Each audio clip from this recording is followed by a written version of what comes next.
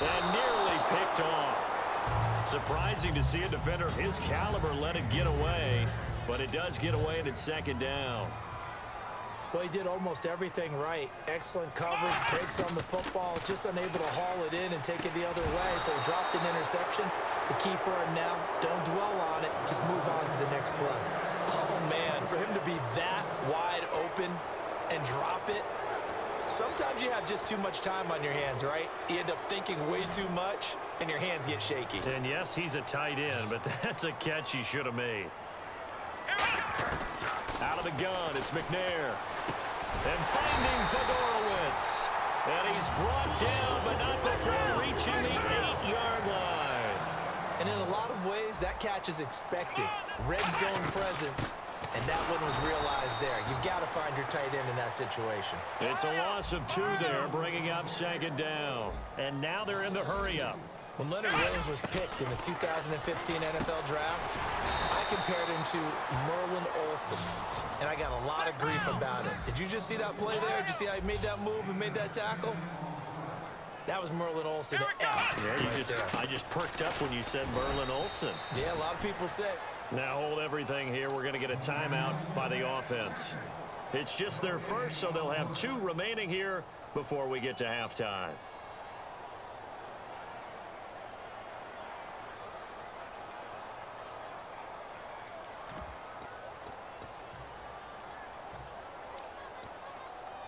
And likely time for one final play here in the half, so they will go for it on 4th down. They come out here in the I. They'll run again with Lynch. And he is in. Touchdown, New England. Marshawn Lynch in the final seconds of the first half. And the Patriots have cut it back within a score. And that one makes it 14-7.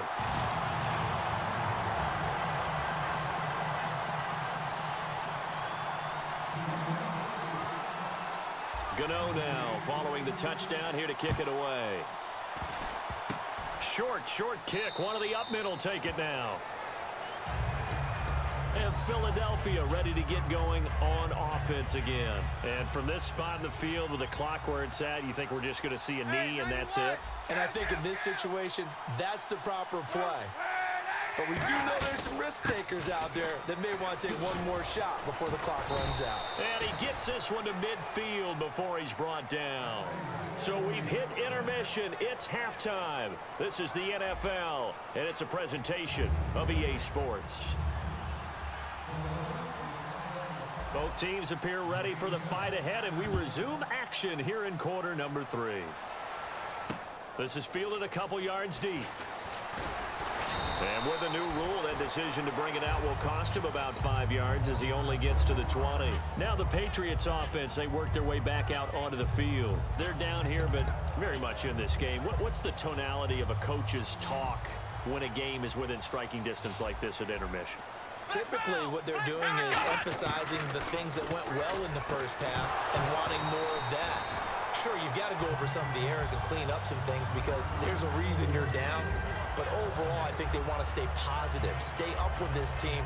We're just starting the second half, and we've got the football. Let's go ahead and punch it in, and then we'll take it from there. See how that recipe works.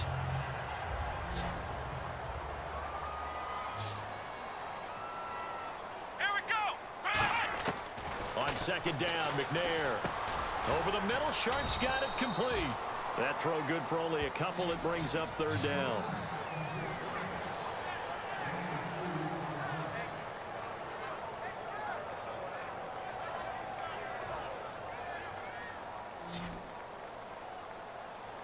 And the Eagles will go with an extra DB here as they prepare for a stop on 3rd. Thinking pass all the way.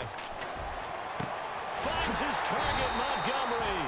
And he's brought down after a good game. And they're able to convert on 3rd with a solid gain of 23. He's such a good route runner. Shows it there on 3rd down. Very proficient and a good pass. And you know what I've observed over the years in the NFL? The better a route runner you are, the more confidence your guy's going to have in you to go to you in important times because he can trust you being in the right spot, and they connected there and picked up a 1st down. Got a man right side. It's Sharp.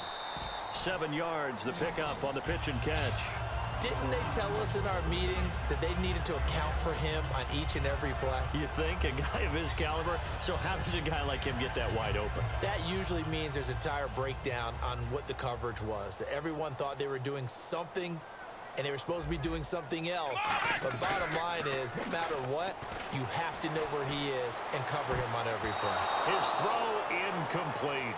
When you see passes knocked down by those guys I call the frustrated fullbacks, the linebackers, you know that in their zone coverage, they were able to drop, see the ball thrown, and react to it very quickly. Incomplete pass on second down. Let's see what the offense draws up here on third. From the midfield stripe, they'll look to throw. He's going to flip that out to the flat. It's complete. A gain of 4 that time as the drive continues. Everyone's got to be able to catch the football. Doesn't matter what position you play, but if you're on offense, be aware a ball may come your way.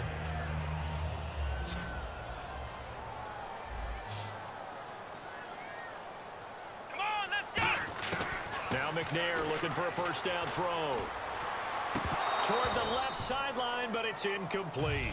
Whenever I see a drop like that, I have to kind of take a step back and check myself a little bit.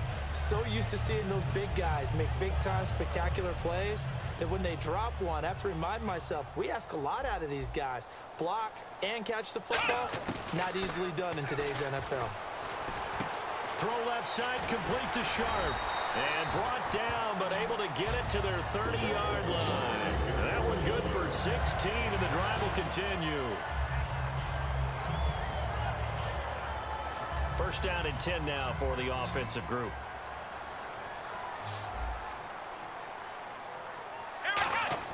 On first and 10, McNair being chased out left. And he's got Rome. Give him 6 on the play, and it'll bring up a second down. Now, that was not a bad scramble there on first down. He didn't force it, nor did he throw it away. He was able to take off, and now he made it a very manageable second and short.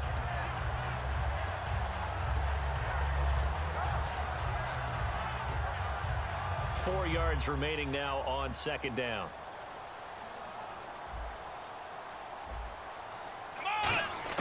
From the gun, here's McNair.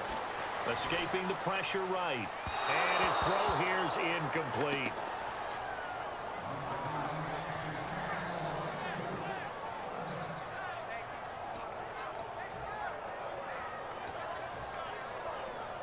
Well, just play after play after play on this long drive for the offense.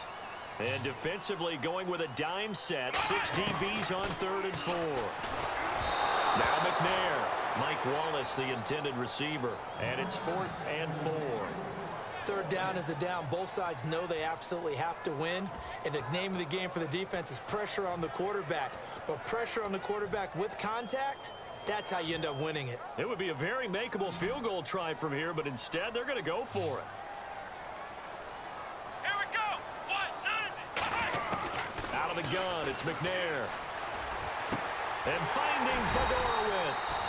And he picks up the first as he's able to take it down to the 7-yard line. Well, the field goal attempt was well in hand. They had that, but they decided to go for it anyway.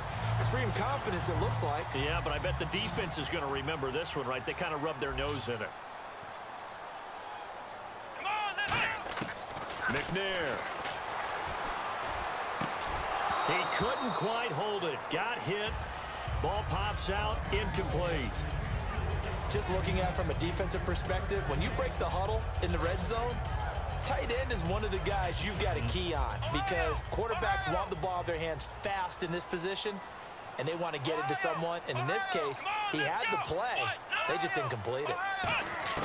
On second down, McNair. And he fires one that's intercepted. Picked off by the all-pro, Navarro Bowman. And a short return will be stopped inside the 10 at the 8-yard line. A look at the offense now here coming back out on the road for their first possession of the second half.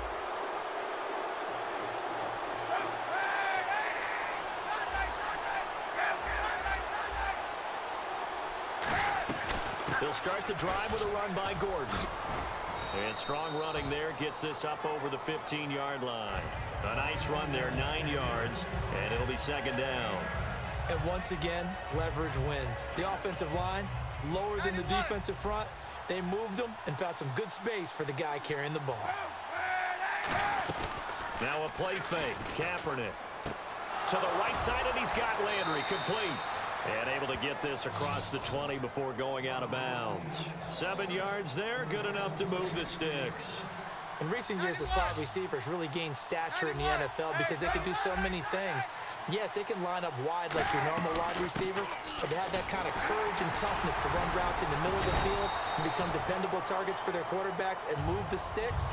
Those guys are worth their weight in gold. The whole bevy of Patriots there that time to bring him down. And this will probably be the last play of the quarter. Back now in Foxborough. It's the Eagles in possession of the football and leading this one as we get ready to start the final quarter.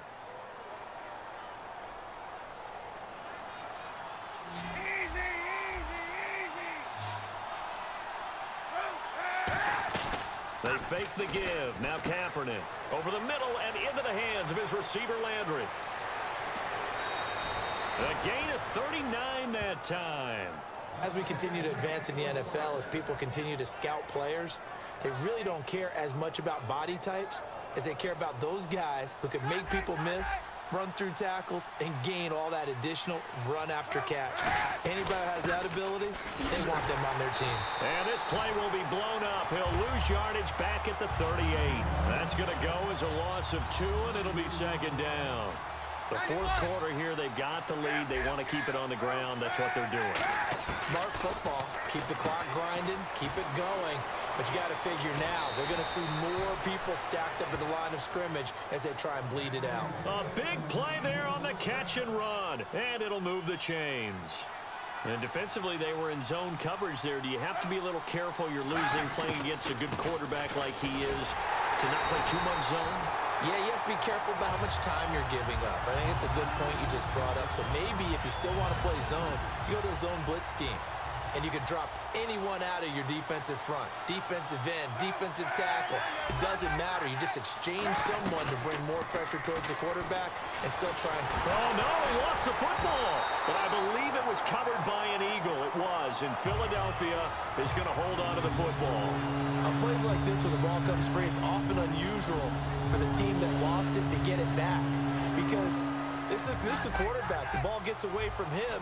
Everyone else is trying to execute what they're supposed to do on offense. They're usually looking in the other direction, downfield, or have moved away from him. In this case, though, a teammate is able to come up with the ball. Just a gain of 2 there, and it's going to bring up a 4th down. But once again, a good example of situational football. That was 3rd and very long, so you know they were guarding against the pass. And when they decided to run the ball, that was okay. Whatever yardage they picked up, as long as they didn't get to the first down marker, the defense was willing to concede, and they stopped them well short of a first down.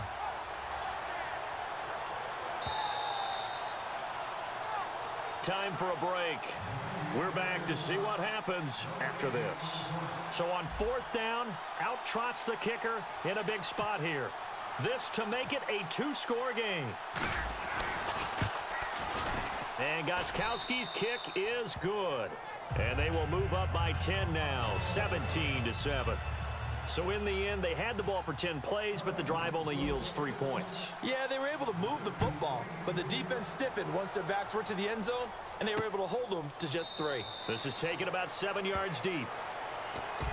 And the Patriots gearing up to go now. And the interception thrown in the red zone last time. We'll see if they can rebound. I just have to think the last thing he said as they went back out there was, don't do that again. What do you think? What do you think? Yeah, I think that. I think that not only did he say that, but he also told them, let's put it in the end zone that it's supposed to be in, all right? The end zone we're trying to score. I know we're being a little bit facetious here, but the bottom line is take care of the football, and everything else should flow from there. Quick lesson, never ask the play-by-play guy a question. Hey, you're my partner. I know you're right there with me.